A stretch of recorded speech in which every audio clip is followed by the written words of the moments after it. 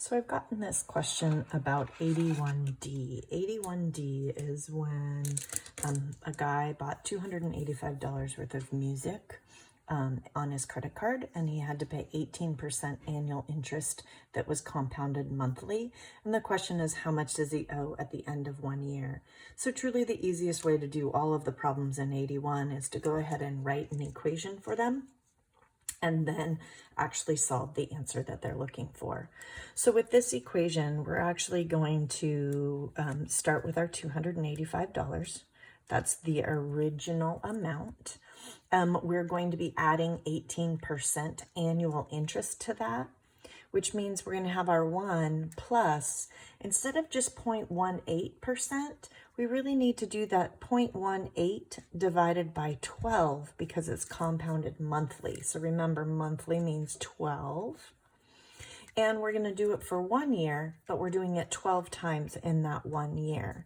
So the equation that we would be using is this.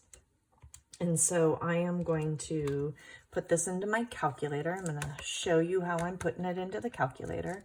I'm going to do 285 times, and I am just going to copy what my equation actually says into the calculator. 1 plus 0.18 divided by 12, end my parentheses, and then I'm going to take that to the 12th power. And so what I find out is at the end of 1 year, that $285 worth of music is actually going to cost me $340.75.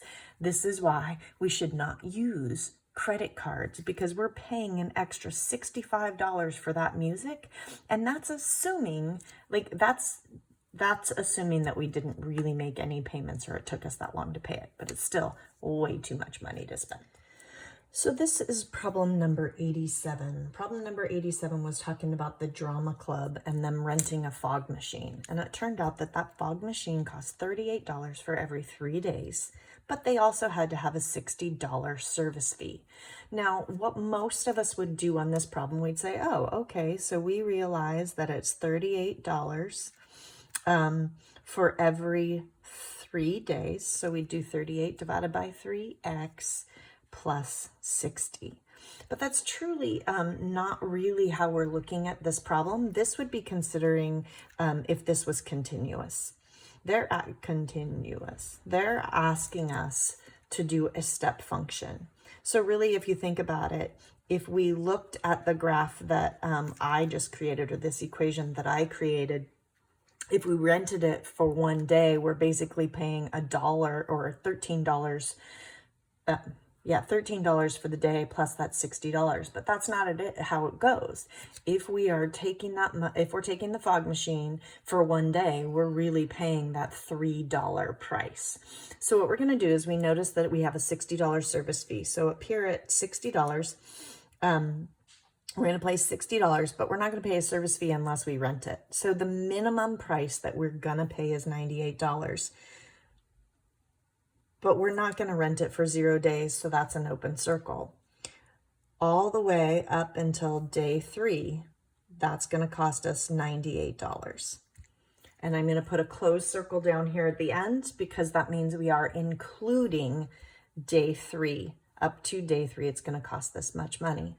So that's at 98. So day 4, we'd have our $98 plus 38 more dollars, which is $136. So starting on day 3, if we keep it longer than day 3, we're going to pay $136. But we're only paying $98 if we do it on day 3. So I'm going to put an open circle there. This is the price that we're going to pay up to 6 days. Then if you look at it now, we're going to add another $38 for 3 more days. That's $174. So on day 6, the price, if we keep it a little bit longer than that, the price is going to bump up to $174. And then we're going to pay that same price until 9 days. Okay. And then it's going to step up $38 more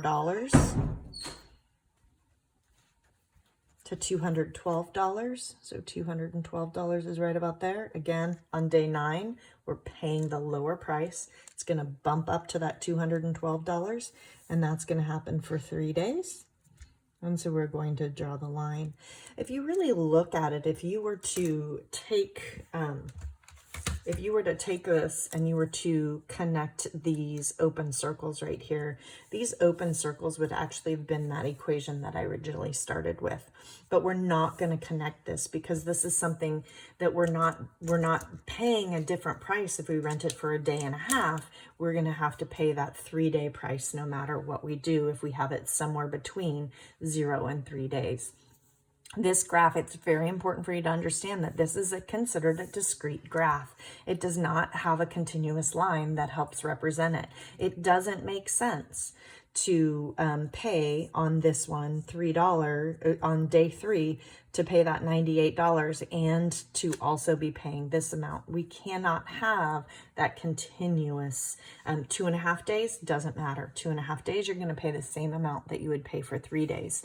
So this is a function. This is a discrete function, and it's most specifically called a step function. And that's the graph that they asked you to graph.